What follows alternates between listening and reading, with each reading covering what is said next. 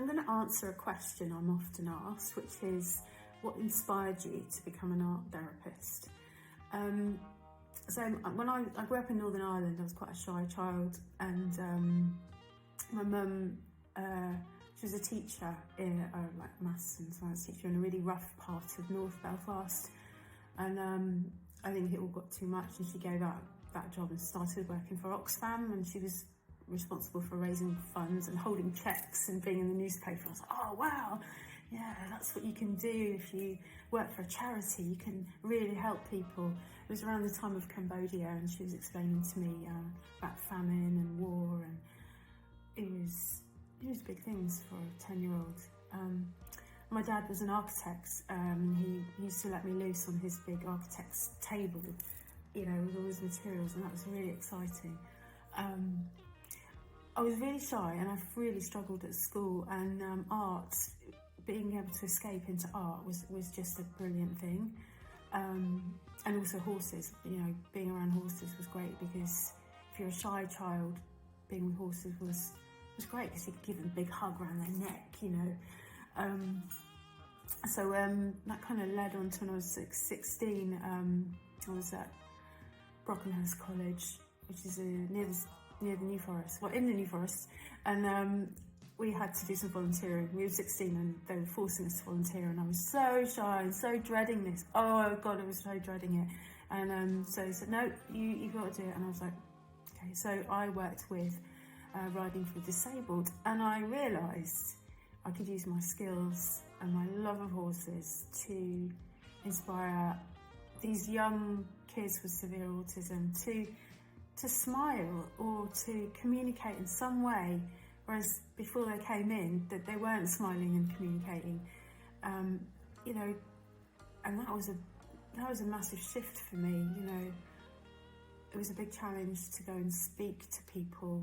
I was very shy, but I realised I could open the door to supporting other people.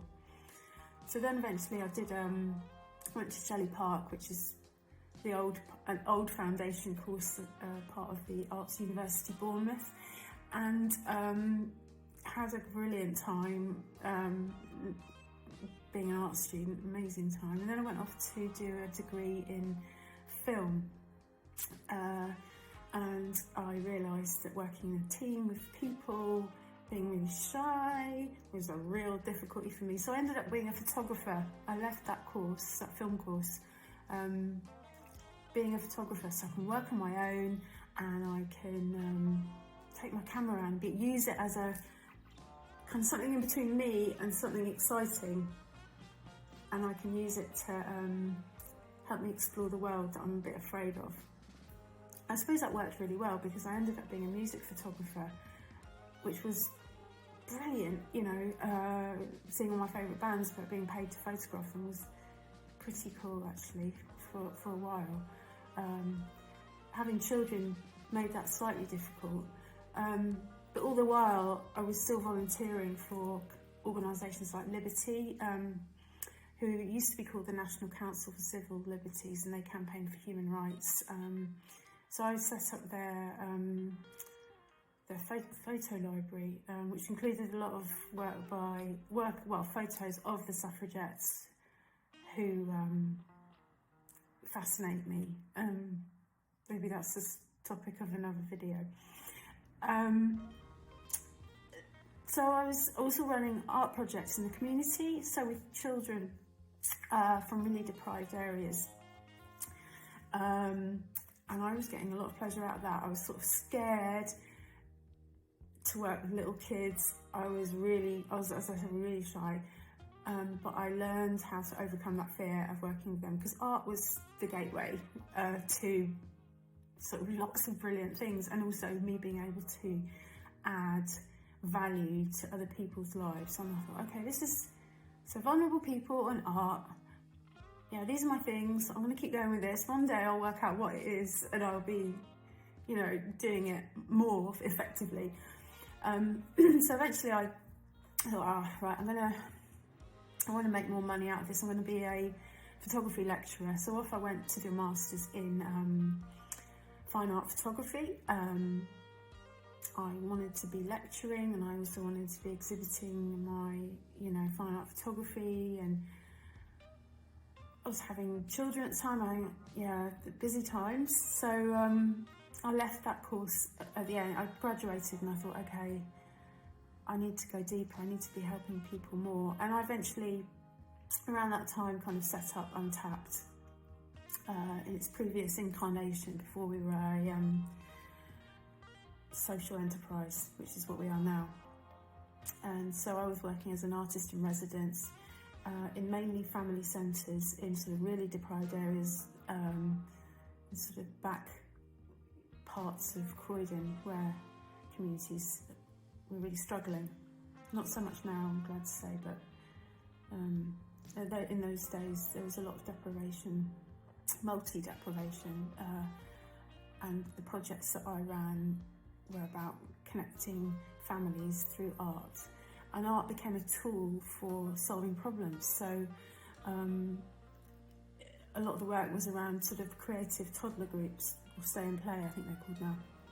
And so it was a place where a stressed out young mother could go and make a mess with her child, and that would happen week after week after week, and there'd be family workers there to support her to deal with all the other stuff that she had going on in her life. And her kids could make art, construct cities out of boxes. We did some amazing things, and that was a good few years. And I was fundraising for this, and it was the best fun ever. And I ended up kind of being asked to do more projects in the community in the summer holidays for these kids and their older siblings, and Untapped was born out of that, really.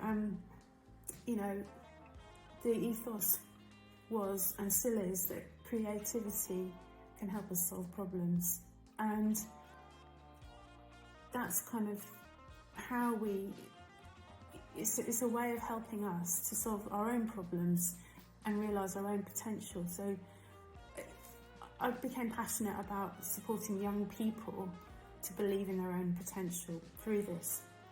I started doing youth work as well. I moved to Bournemouth, started working as a youth worker down here, and it just grew and grew and grew, and I did more projects in the community, and then I thought, I'm going to be a teacher. I was working at the time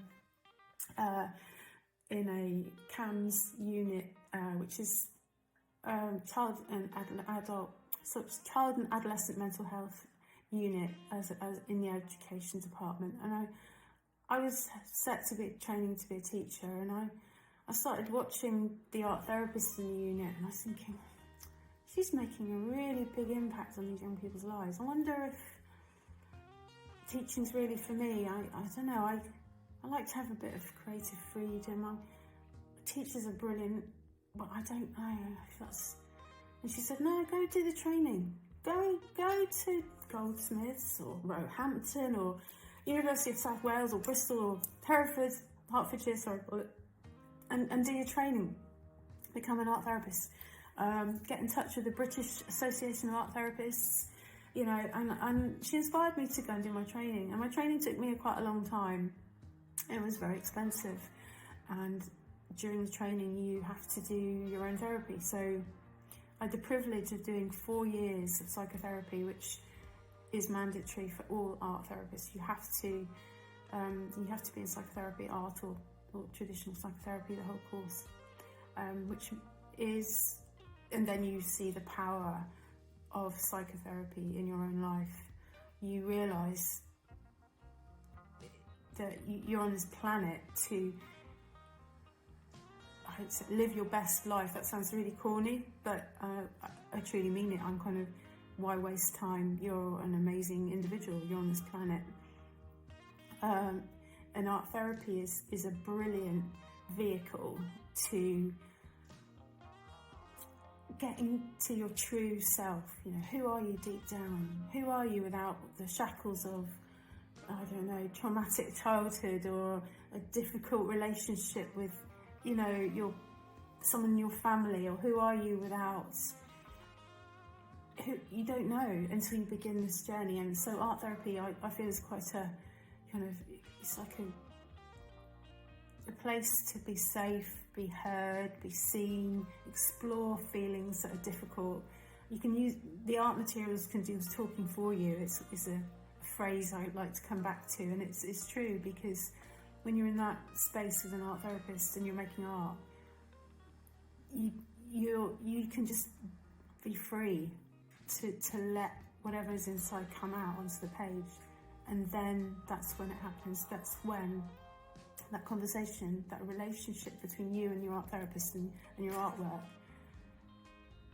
that's when the transformation can start. So I love my job. I am so privileged to work with young people who are struggling with life and they don't see, you know, their own potential yet. Not yet.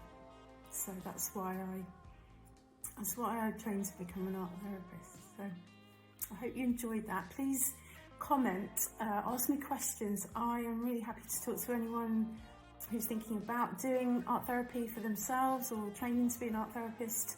You know, please ask away. And if you know anyone who might be interested in doing some art therapy as an individual or in a group, there's huge benefits to doing art therapy in a group. I'll do another video about those. Please get in touch. Thanks very much. Bye.